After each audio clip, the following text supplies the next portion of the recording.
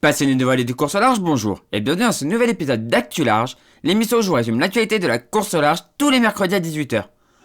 Aujourd'hui, dans un premier temps, on va parler du Vendée Globe, où on va encore avoir une vague d'arrivée. Normalement demain, à partir de demain, on a une nouvelle vague d'arrivée, donc c'est cool.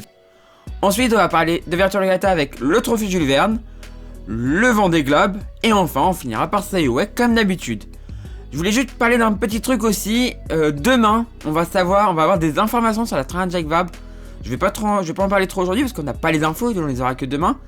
Mais ça va être cool parce qu'on va savoir normalement l'arrivée, où va se passer la prochaine arrivée. Et tout ça, enfin, il va y avoir plein d'infos qui vont arriver. Et c'est super cool et ça me fait trop plaisir parce que vous savez que la train Jacques Vabre c'est une course que j'adore. Et en plus, qui part de chez moi, enfin de pas très loin de chez moi, donc c'est toujours cool. Voilà. Du coup, je vous rappelle que si vous voulez rien louper des prochains épisodes, n'hésitez pas à vous abonner et à activer la petite cloche des notifications. Et du coup, on commence avec le Vendée Globe maintenant.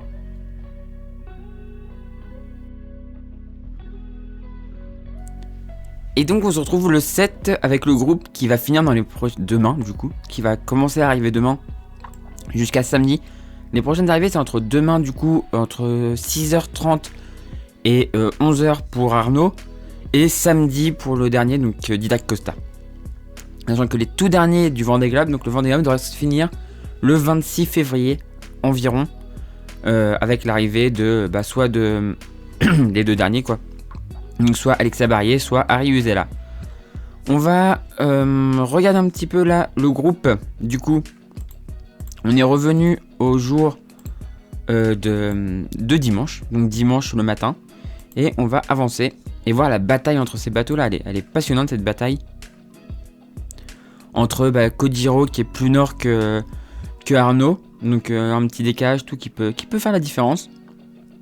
Et Kojiro qu'on peut toujours applaudir parce que faire un tour du monde avec une grand voile qui menace de partir en lambeaux, c'est magique, c'est beau quoi. C'est vraiment beau, bravo Kojiro. Alors là voilà, la dépression de devant s'est écarté, et un peu trop de vent, donc là ils sont ralentis et ils retapent un petit front derrière, enfin une petite dépression derrière, avec un peu d'air quand même. Et ça leur permet d'avancer, mais les trajectoires sont quand même pas ultra rectilignes quoi. Un empannage qui fait que les deux se recroisent et qui permet à Arnaud de garder les devants. Là on voit deux grosses options entre ceux qui sont partis complètement au nord et ceux qui sont restés au sud. Et une nouvelle option là entre Kojiro et Arnaud. Mais de tous les routages nous donnent Arnaud devant. Et Arnaud qui recroise devant Time for Ocean et la fabrique. Donc Arnaud qui devrait prendre cette 15e place demain matin. Attention, on va arriver au bout. Top, voilà les positions actuelles. Dans un golfe de Gascogne avec pas énormément de vent. Là, il avance à 10 nœuds, 6. Il n'y a pas un vent de fou, quoi. Surtout un vent qui est pas très bien orienté pour l'instant. Pour aller vers les sables. Donc c'est pas top, mais ça avance quand même. Donc il devrait arriver demain matin. Il y aura peut-être un tout petit écart entre... Vraiment pas beaucoup d'écart entre Arnaud et Kojiro. Même si Arnaud est quasiment sûr de finir devant. Sauf problème technique, On est après Stéphane Lodiraison et Alan Roura qui sont aussi à la bataille, qui devraient arriver très proche. Et ensuite on a Pip Art qui a été distancé.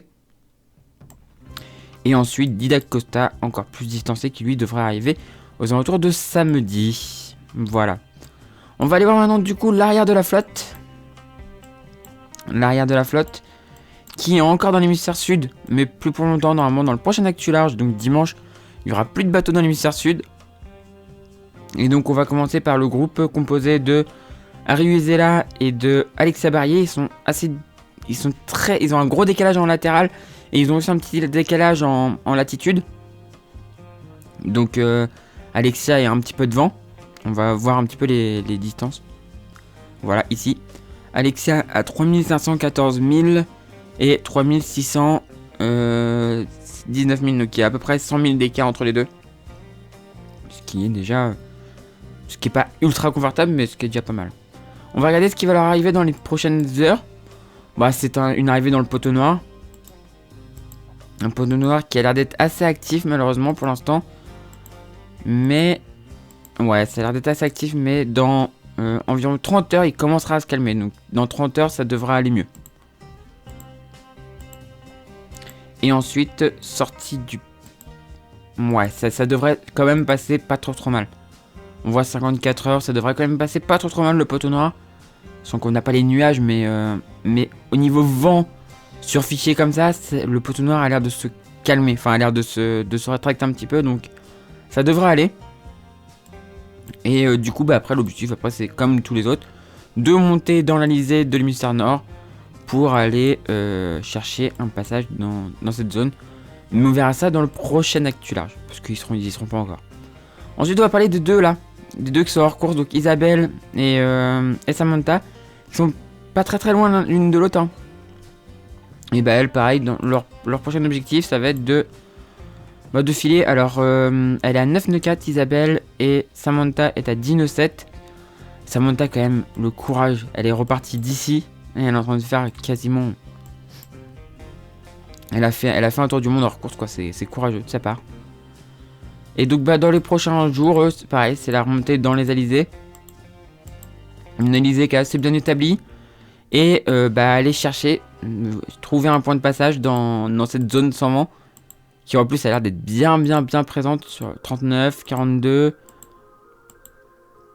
51, 57, 60, 63, 69, 72.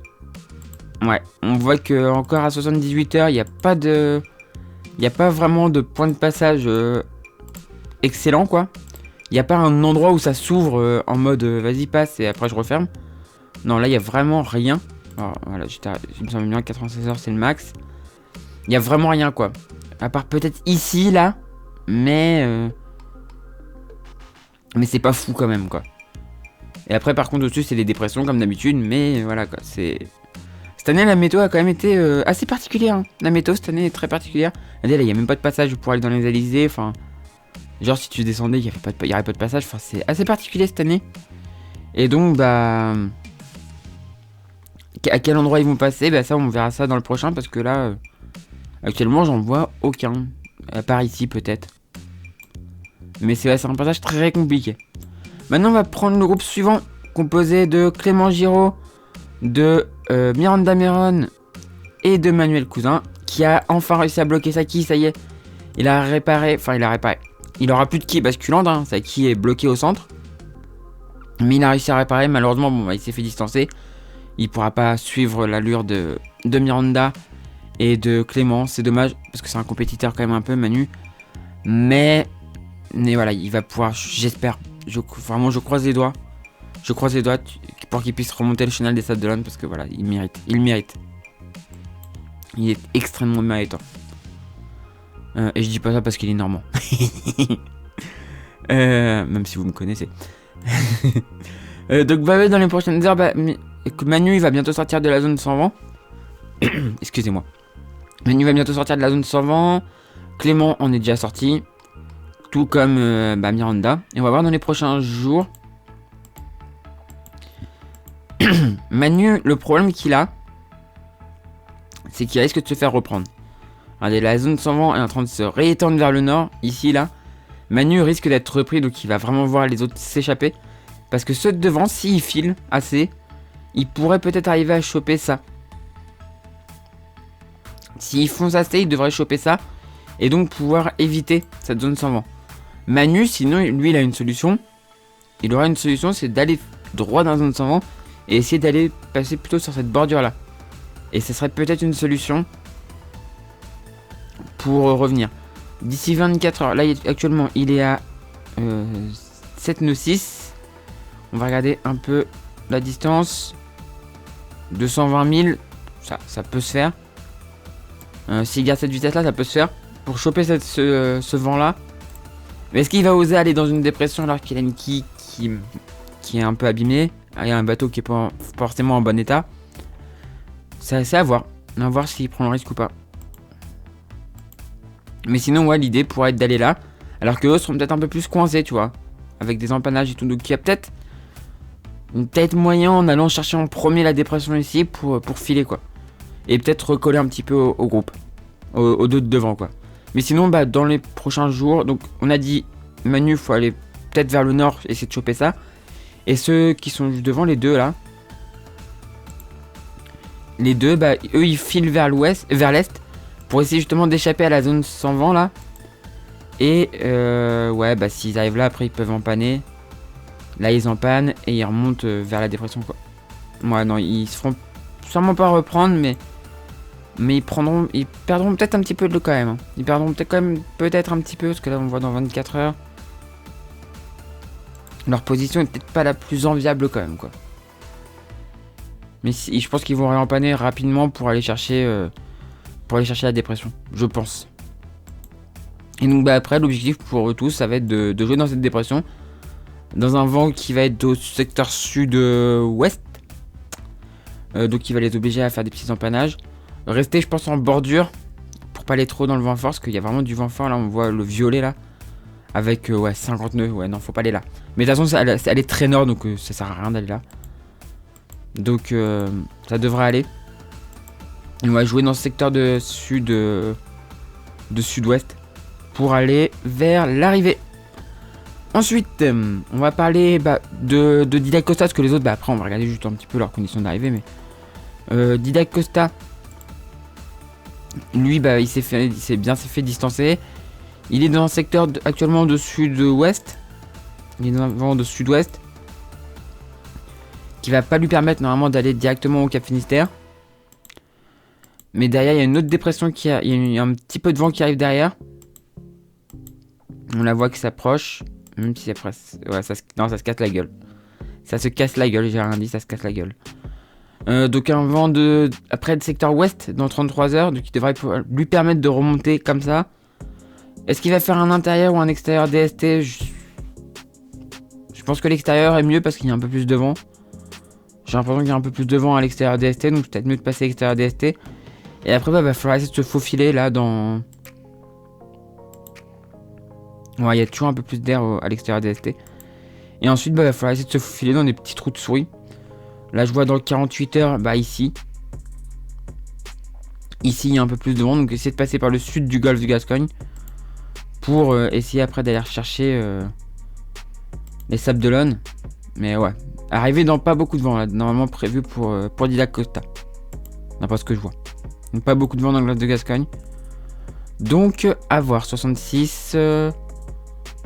Ouais, pas un vent de fou furieux quoi, pour arriver. Et maintenant on va parler de ce groupe là pour leur arrivée. Donc je répète, à partir de demain matin. Et ça va s'étaler jusqu'à la nuit de jeudi à vendredi pour Miranda. Pas pour Miranda mais pour Pip A. Même si là j'ai l'impression qu'elle prend un peu de retard. Elle reprend encore un peu de retard.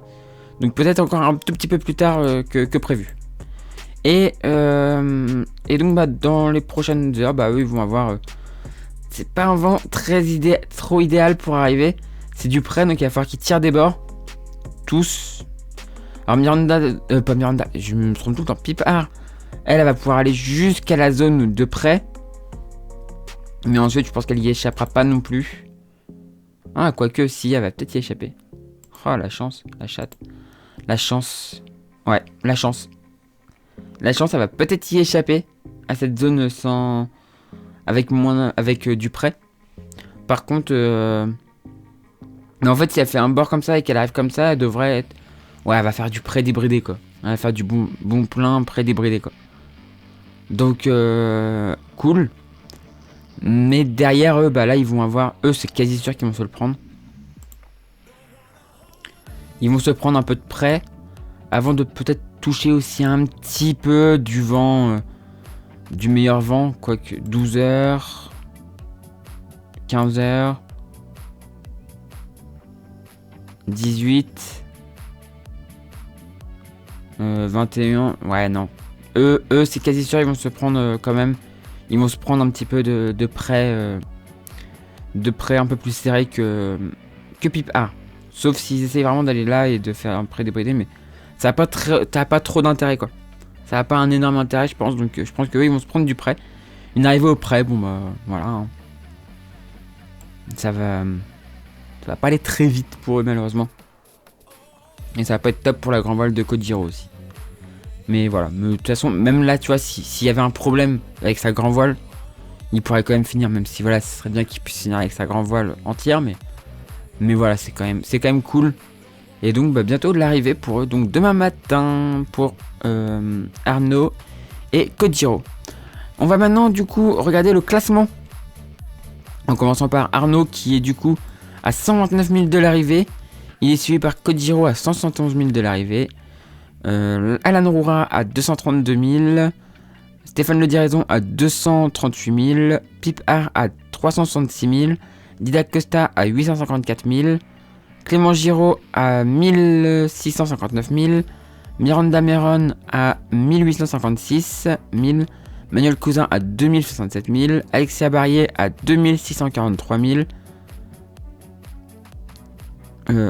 À 3643 000, pardon. Et Harry Uzela à 3749 000. Voilà. Bah du coup on a fini avec le Vendée Globe. Et du coup on va passer à Virtual Regatta pour le trophée Jules Verne.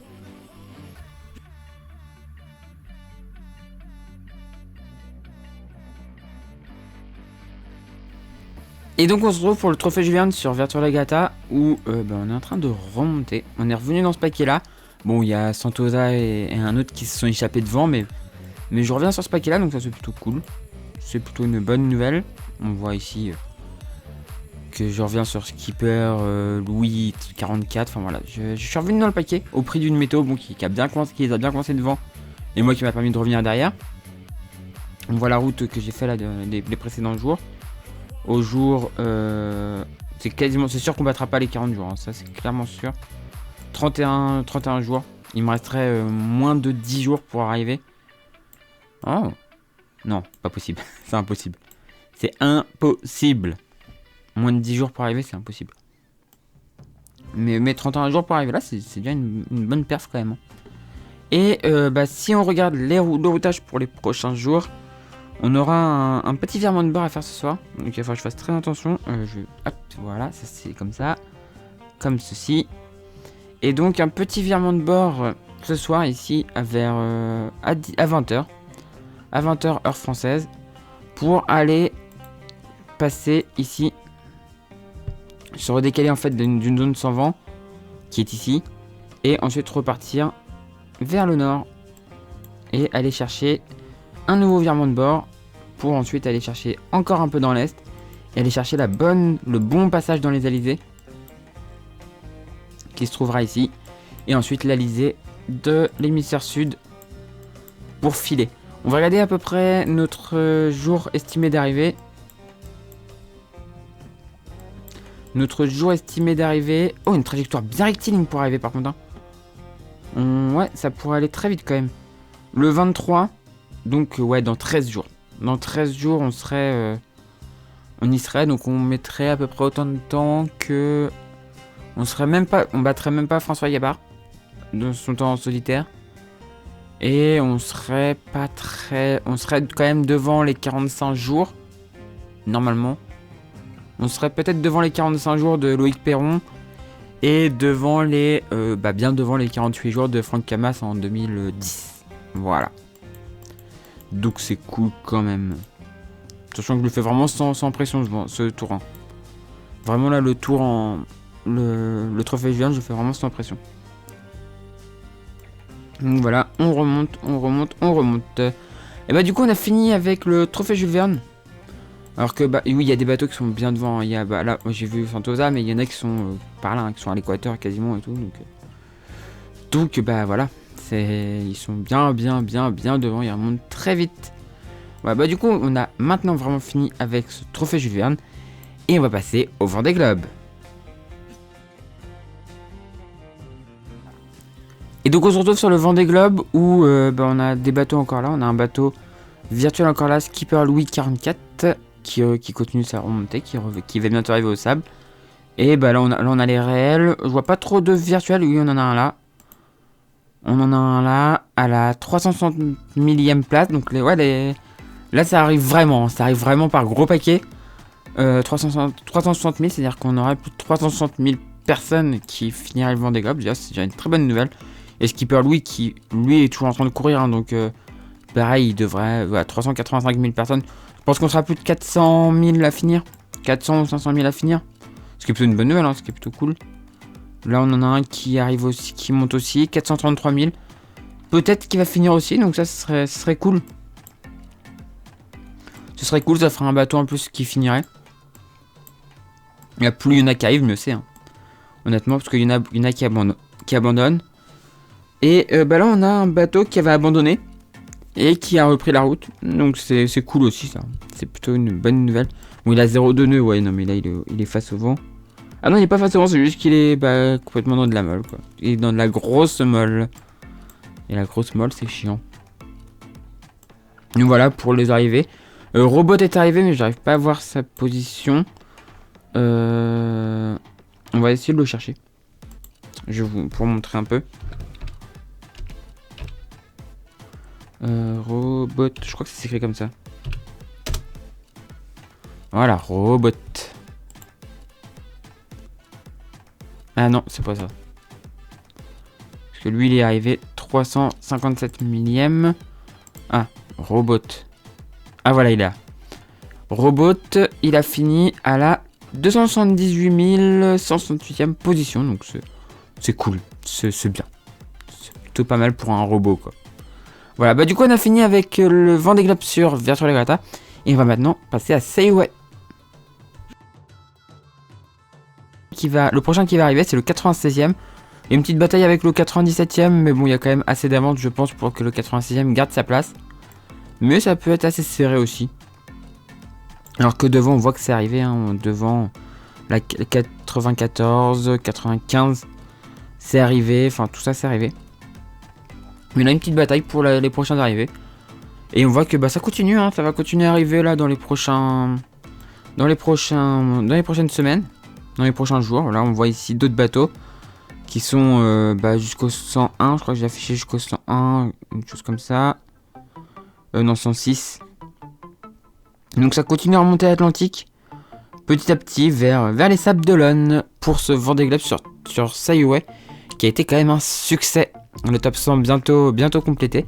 Et ça a été un succès pour ce premier Vendée Globe avec les IMOCA sur Sailway. Voilà. Et du coup, on a fini cette actu large et on va maintenant passer à l'outro. Voilà, j'espère que cette vidéo vous a plu. Si c'est le cas, n'hésitez pas à mettre un pouce en l'air, à la commenter et à la partager. Si vous n'êtes toujours pas abonné à la chaîne, n'hésitez pas à vous abonner pour ne pas rater des prochaines vidéos. Et si vous voulez aider financièrement la chaîne, n'hésitez pas à faire une tour sur le Tipeee ou Tipeee. Les liens sont en description de la vidéo. Vous pourrez une publicité ou une vidéo, ça ne coûte rien, ça rapporte quelques centimes. Et si vous souhaitez faire un don, c'est possible aussi sur ces deux plateformes, voilà. Et j'ai juste un dernier truc à vous dire aussi, c'est que les live Twitch vont commencer. Et je sais que je vous avais dit normalement peut-être mercredi à des délais, mais j'ai eu des contretemps, donc ce sera jeudi, donc demain. Demain, retrouvez-moi sur Twitch, normalement je pense dans l'après-midi. Donc n'hésitez pas à aller vous follow, sauf si vous voulez l'alerte follow, parce qu'il y a une alerte follow bien évidemment, comme beaucoup de gens sur Twitch, il y a une alerte follow. Donc si vous voulez l'alerte follow, essayez d'aller régulièrement sur la chaîne. Normalement elle sera en description, je vais rajouter une ligne qui apparaîtra sous toutes les vidéos, une ligne avec ma chaîne Twitch. Et si vous voulez aller voir, allez voir régulièrement si je suis en live. Et à ce moment-là, vous pourrez vous follow si vous voulez l'alert follow, voilà. Et donc du coup, on se retrouve soit pour une vidéo sur la chaîne Toria, soit pour un live sur Twitch. Et du coup, ciao tout le monde. Ciao, ciao, ciao.